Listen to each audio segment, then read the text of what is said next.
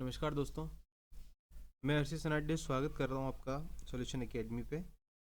यहाँ देखिए हम लोग इस एक और फटाफट वीडियो में क्या क्या पढ़ने वाले हैं। फटाफट वीडियो का मतलब मेरा ये है क्योंकि अब एग्ज़ाम में जेएसओ एग्ज़ाम में समय काफ़ी कम रह गया है। तो समय काफ़ी कम रहने की वजह से हम लोग लिख कर के मतलब पहले से लिखे हुए कोई पढ़ेंगे, लिख कर के मैं नहीं पढ़ाने वाला हूँ क्योंकि उससे वीडियो बहुत लंबा हो जाता है। और हम ये चाहते हैं कि एग्ज़ाम के समय भी हम इसका रिवीजन कर सकें, इसीलिए हम लोग इसका एक शॉर्ट वर्जन लेकर के चलते हैं ताकि लिखे हुए को पढ़ना हमारे लिए ज़्यादा आसान हो जाएगा। देखिए, आज हम लोग टॉपिक लेने वाले हैं वाटर, वेस्ट वाटर और इंडस्ट्रियल वेस्ट वाटर के एनालिसिस का।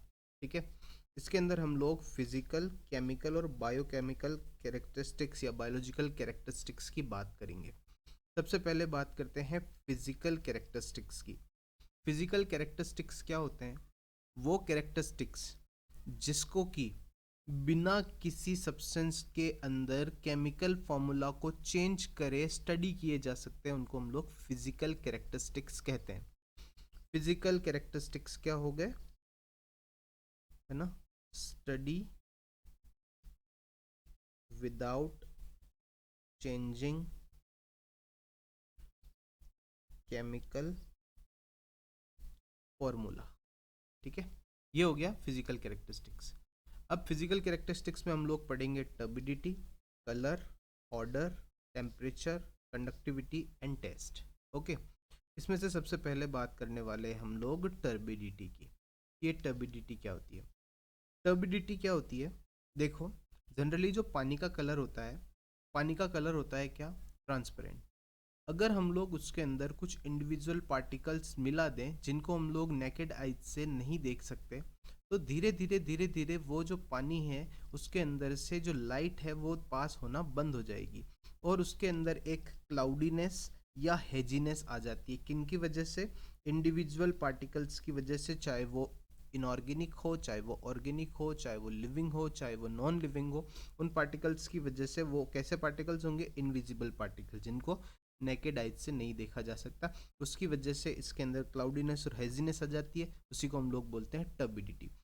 टर्बिडिटी जनरली सिलिका के सेंस में यूज़ की जाती है, मतलब मिट्टी, रेत मान सकते हैं इसको। ऐसा मानना जाता है कि जैसे पानी के अंदर कितनी मिट्टी है, कितनी रेत है, ऐसे मान सकते हैं। ठीक है, ये जो पार्टिकल्स हैं ये जनरली कोलोइडल पार्टिकल्स की तरह आप समझ सकते हैं। जो कोलोइडल पार्टिकल्स को हम लोग माइक्रोस्कोप से ही देख सकते हैं ना, तो कोलोइडल पार्टिकल्स मान सकते हो आप इसको।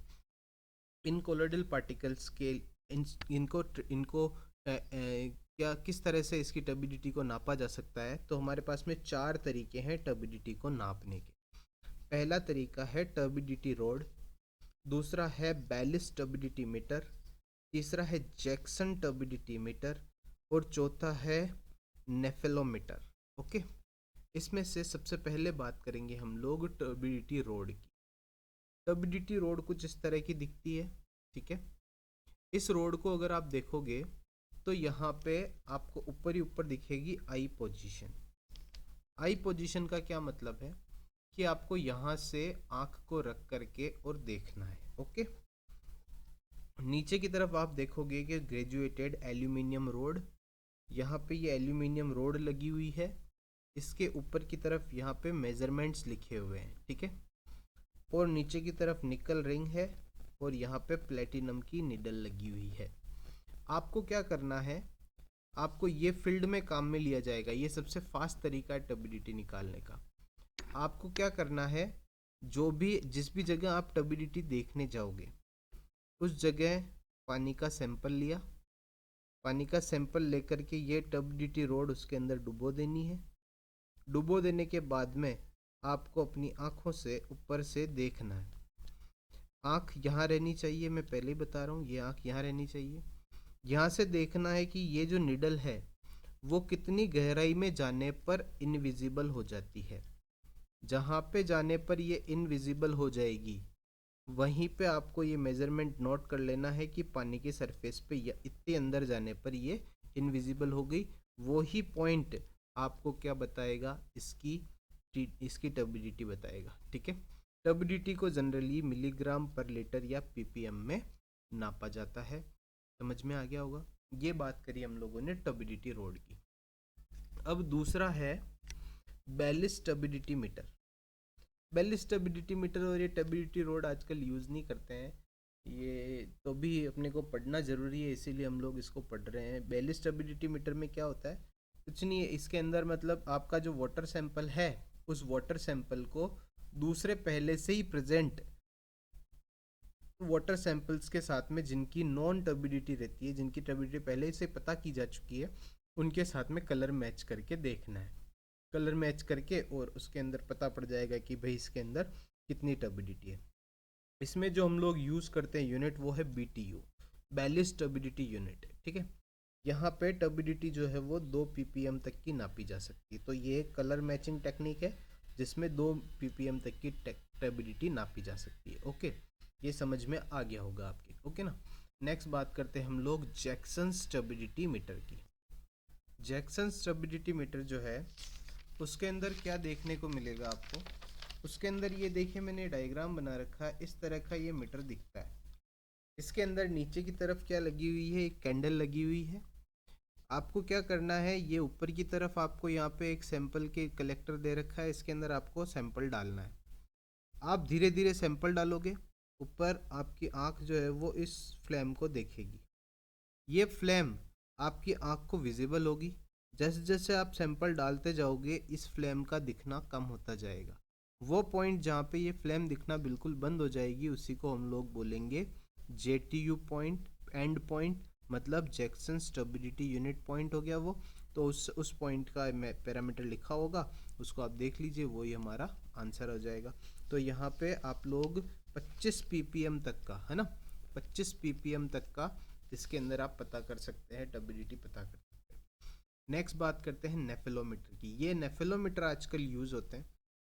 नेफेलोमीटर मैंने भी यूज़ कर रखा है। इसके अंदर सिंपल कुछ नहीं, इसमें डायरेक्ट सैंपल ही पुट करना होता है और बटन दबाते ही काम हो जाता है। बहुत आसान टेक्निक है, मतलब काम आसान कर दिया है इसने, इतना देखा देखी नहीं करना पड़ता, वो सब मशीन ही देख लेती है। स्कैटरिंग ऑफ लाइट पर बेस्ड है ये। इसके अंदर कितनी कम 0 से लेके 1 ppm तक की भी, है ना, टर्बिडिटी का हम पता कर सकते हैं। इसके अंदर फोटोमीटर लगा होता है जो 90 डिग्री पर स्कैटरिंग ऑफ लाइट पर बेस्ड होता है। स्कैटरिंग ऑफ लाइट और ये क्या है, तो अगर तुमने MSc कर रखी तो इस चीज़ को भी समझाने की ज़रूरत नहीं पड़नी चाहिए मुझे। उसके बाद में इसकी जो यूनिट है वो NTU है, ये पूछा जाता है आजकल, NTU ही पूछते हैं मेनली। ठीक है, NTU क्या है, नेफेलो टर्बिडिटी यूनिट है। ठीक है ना, इसके अंदर हम लोग क्या बात करते हैं, इसमें मैंने पहले भी बोला था कि जो टर्बिडिटी है वो सिलिका के रेस्पेक्ट में बात की जाती है। अगर सिलिका की जगह पर हम लोग फॉर्माजिन ले लें तो फॉर्माजिन लेने पर जो NTU है वो ही FTU कहलाएगी। ठीक है, NTU की जगह क्या बोला जाएगा, FTU, वही हो गया 1 NTU is equals to 1 FTU। ठीक है, जो टर्बिडिटी है इसकी परमिसिबल लिमिट आपको याद रखनी है 5 से लेकर के 10, 5 से लेकर के 10 ppm तक इसकी, है ना, परमिसिबल लिमिट है। पर जो पीने के पानी की है वो तो आपको याद रखनी है 2.5 से कम, 2.5 से कम, है ना। बाकी जो दूसरे पानी है उसकी 5 से लेकर के 10 ppm तक की लिमिट है, पीने के पानी की 2.5 से कम है। ये समझ में आ गया होगा। नेक्स्ट बात करते हैं हम लोग कलर की। कलर को देखने के लिए आपके पास में दो चीज़ें हैं, एक तो है टिंटोमीटर और एक है Nessler's tube, Nessler's table. Nessler's table में क्या, वही नेस्लर रिएजेंट डाला जाता है और उसके बाद में उसका कलर मैच कर लिया जाता है टेबल से। इस तरह से टिंटोमीटर में तो डायरेक्ट वो ऑब्जर्वेशन के लिए देखा जाता है, उसमें ऐसे स्कोप लगा हुआ होता है, उससे आप उसका कलर देख लो और उसके अंदर वो इसी तरह से चार्ट बना होता है अलग अलग कलर्स का, उसके अंदर से मैच कर लो। ठीक है, तो यहाँ पे 2 से लेके 20 मिलीग्राम पर लीटर या ppm तक की परमिसिबिलिटी है पानी की। वैसे जनरली यूँ बोले तो कलर जो है वो पानी के अंदर होना ही नहीं चाहिए, क्योंकि कलर नहीं होगा तभी उसको प्योर वाटर कहा जाएगा, है ना, ये बात याद रखना। तो जो इसकी स्टैंडर्ड यूनिट है कलर की वो क्या है, वो 1 मिलीग्राम ऑफ प्लेटिनम कोबाल्ट, है ना, platinum cobalt in the form of chloro Palatinate ion, उसके अकॉर्डिंग कलर की यूनिट बनाई जाती है, स्टैंडर्ड यूनिट कलर की। तो इससे कोई इतना नहीं इम्पोर्टेंट नहीं है ये। नेक्स्ट देखिए ऑर्डर यानी आगे स्मेल। तो पानी के अंदर अगर किसी भी तरह की गैस होगी ना तो उसकी वजह से स्मेल आती है भैया। तो स्मेल वाला पानी तो कोई पी नहीं सकता, तो इसीलिए हम यूँ बोल सकते हैं कि ये अनऑब्जेक्टेबल होना चाहिए, कि स्मेल इतनी हो कि उसके लिए कोई ऑब्जेक्शन ना करे, तो ही उस पानी को पिया जा सकता है। बाकी अगर स्मेल आएगी तो स्मेल वाला पानी कौन पी सकता है। इसकी लिमिट 1 से 3 इसकी लिमिट है, ठीक है। इसकी जो 1 से 3 लिमिट है ये कैसे आई, तो ये आता है थ्रेशोल्ड ऑर्डर नंबर से निकाला जाता है, TON थ्रेशोल्ड ऑर्डर नंबर से निकलती है। इसके लिए एक स्कोप काम में लिया जाता है, ओस्मोस्कोप करके बोलते हैं इसको। ये जो ओस्मोस्कोप इसका इंस्ट्रूमेंट है, इसके अंदर TON नंबर किस तरह से निकाला जाता है, तो TON नंबर कैसे निकालते हैं, सिंपल है। देखो रो वाटर ले लो, कोई भी आपका जो पानी है, जो पानी जिसको आप ट्रीट कर रहे हो, जिसके लिए आप कैरेक्टरिस्टिक्स देख रहे हो, उस पानी को ले लो, उस पानी का सैंपल लेकर के उसका वज़न कर लो। वज़न करने के बाद में, वज़न मतलब ml में निकलता है वैसे पानी का, ml में देख लो भी इतना पानी है। उसके बाद में क्या करो, उसके अंदर आप जो प्योर वाटर है वो डालो, वो तब तक डालो जब तक कि उसके अंदर से स्मेल डिसअपियर हो जाए, तो आपके पास में बी आ जाएगा ml। उसके बाद में नीचे की तरफ, अब ml में भी बोलते, तो लीटर में, सारी लीटर में तो लीटर में निकाल लो, ठीक है, और नहीं हो तो उस हिसाब से ml में तो ml में देख लो, वैसे है ये। और लास्ट में जो ए है उसी का वापस डिवाइड करोगे तो आपको यहाँ से TON नंबर आ जाएगा। TON नंबर की लिमिट 1 से 3 है, अगर 1 से 3 के बीच का पानी है तो वो पानी मतलब यूज़ लिया जा सकता है, साफ़ पानी की कैटेगरी के आसपास है। बाकी अगर इससे, वैसे तो मैंने बता ही दिया, पीने के पानी में तो ऑर्डर आनी नहीं चाहिए, ठीक है, और बाकी पानी में 1 से 3 की लिमिट है, ओके। तो ये आ गई बात हमारी ऑर्डर की। नेक्स्ट बात करते हैं हम लोग, नेक्स्ट बात कर रहे हैं हम लोग टेम्परेचर की। टेम्परेचर की जो एक्सेप्टेबल लिमिट है वो नॉर्मल, मैंने बताया जो ट्रीटेड वाटर है, जो साफ़ पानी है, उसकी 10 से लेकर के 20 डिग्री सेंटीग्रेड इसकी हमारे पास में लिमिट आ रही है, ठीक है। तो इसके अलावा एक और बात याद रखें, देखो कि जो पीने का पानी है उसकी लिमिट है हमारे पास में, उसकी लिमिट है हमारे पास में 10 डिग्री से लेकर के 15.6 डिग्री सेंटीग्रेड तक की, ये वाटर ड्रिंकेबल वाटर की है, ठीक है। और जो नॉर्मल जो बाकी पानी है उनकी हम लिमिट बता रहे हैं 10 डिग्री से लेकर 20 डिग्री सेंटीग्रेड तक एक्सेप्टेबल लिमिट है। अब यहाँ पे नॉर्मली इनके लिए कौन सा इंस्ट्रूमेंट लिया जाता है, तो नॉर्मल पानी के लिए तो थर्मामीटर यूज़ किया जाता है। पर जब बहुत बड़ी कोई जगह हो जहाँ पे लाइक बर्फ़ जमी हुई हो या बहुत बड़ी सरफेस हो, जैसे कोई डैम हो या रिजर्वायर हो, बहुत बड़ी जगह हो, तो वहाँ पे हम लोग ब्रोकन कैपिलरी थर्मामीटर का यूज़ करते हैं। नाम याद रखना है, बाकी ऐसे कोई BCT का यूज़ करते हैं, नाम याद रखना है बस, ओके। इसके अंदर एक बात और याद रखनी है कि जो टेम्परेचर है उसका बहुत इफ़ेक्ट पड़ता है। टेम्परेचर का इफ़ेक्ट जो हमारे पानी की बायोलॉजिकल एक्टिविटी पे पड़ता है, तो बात याद रखनी कि 10 डिग्री सेंटीग्रेड है, उसकी वजह से बायोलॉजिकल एक्टिविटी डबल हो जाती है। बायोलॉजिकल एक्टिविटी डबल होने की वजह से डिज़ोल्व ऑक्सीजन डिमांड भी बढ़ जाती है, और डिज़ोल्व ऑक्सीजन डिमांड बढ़ने के साथ साथ ही उसके अंदर BOD COD वगैरह भी बढ़ जाती है। तो इसीलिए ये टेम्परेचर एक इम्पोर्टेंट आस्पेक्ट हो जाता है। नेक्स्ट बात करते हैं कंडक्टिविटी की। कंडक्टिविटी किस वजह से होती है, कंडक्टिविटी होती है पानी के अंदर डिज़ोल्व सॉल्ट्स की वजह से। तो डिज़ोल्व सॉल्ट जो है वो जितने ज़्यादा होंगे उतनी कंडक्टिविटी बढ़ेगी।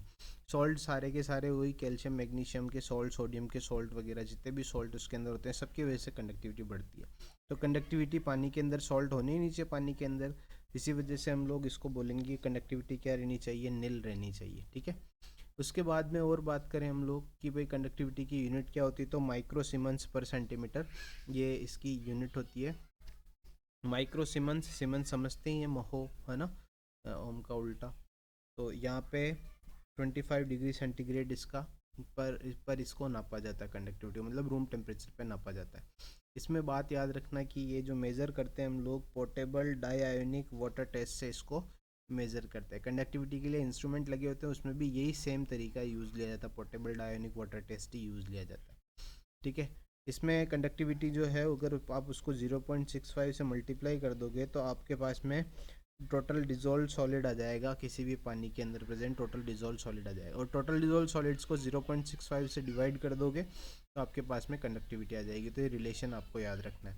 एक बात और याद रखना है कि पानी के अंदर जितना ज़्यादा सॉल्ट प्रेजेंट होगा उतनी ज़्यादा कंडक्टिविटी होगी, तो more the salinity more the conductivity और वाइस वर्सा, ठीक है। नेक्स्ट बात करते हैं, अब ये जितना भी पढ़ा है हम लोगों ने उस सबको समराइज़ कर लिया हम लोगों ने। यहाँ पे एक बार रिवीजन कर रहे हैं इसका कि टर्बिडिटी की लिमिट क्या है, कलर की लिमिट क्या है, ऑर्डर की लिमिट क्या है, टेम्परेचर की और कंडक्टिविटी की लिमिट क्या है। तो सबसे पहले तो एक्सेप्टेबल लिमिट की बात करेंगे। जो टर्बिडिटी है उसकी एक्सेप्टेबल लिमिट है 5 से लेके 10 ppm, और NTU या मैंने पीने के पानी की बताई थी लेस देन 2.5 होनी चाहिए, ठीक है, लेस देन 2.5 ये पीने के पानी की टर्बिडिटी है। यहाँ पे आपको याद रखना है कौन कौन से instrument, nephelometer, turbidity rod, Jackson meter और बाइलिस मीटर यूज़ में लिया जाता है, ठीक है। इसके बाद बात करते हैं कलर की। कलर की होनी चाहिए 2 से लेके 20 ppm तक का। इसमें टेंटोमीटर यूज़ लिया जाता है और नेस्लर स्टेबल यूज़ ली जाती है।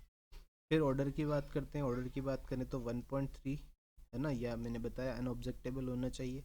इसमें हम लोग क्या यूज़ में लेते हैं, इसमें ऑस्मोस्कोप यूज़ में लिया जाता है।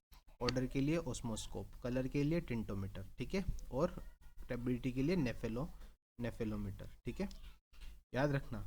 फिर आ गया टेम्परेचर की बात करते हैं। टेम्परेचर की बात करेंगे तो 10 से लेके 20 डिग्री सेंटीग्रेड, पीने के पानी की मैंने बताया 10 डिग्री से लेकर के 15.6 डिग्री सेंटीग्रेड के करीब।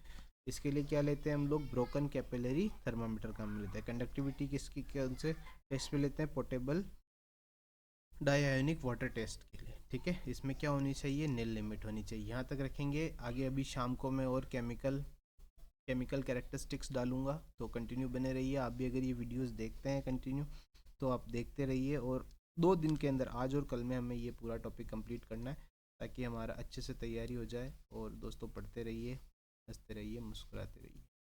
अगर लाइक और सब्सक्राइब नहीं कर रखा है तो सब्सक्राइब कर लेना दोस्तों, क्योंकि मैं बहुत काम का आदमी हूँ।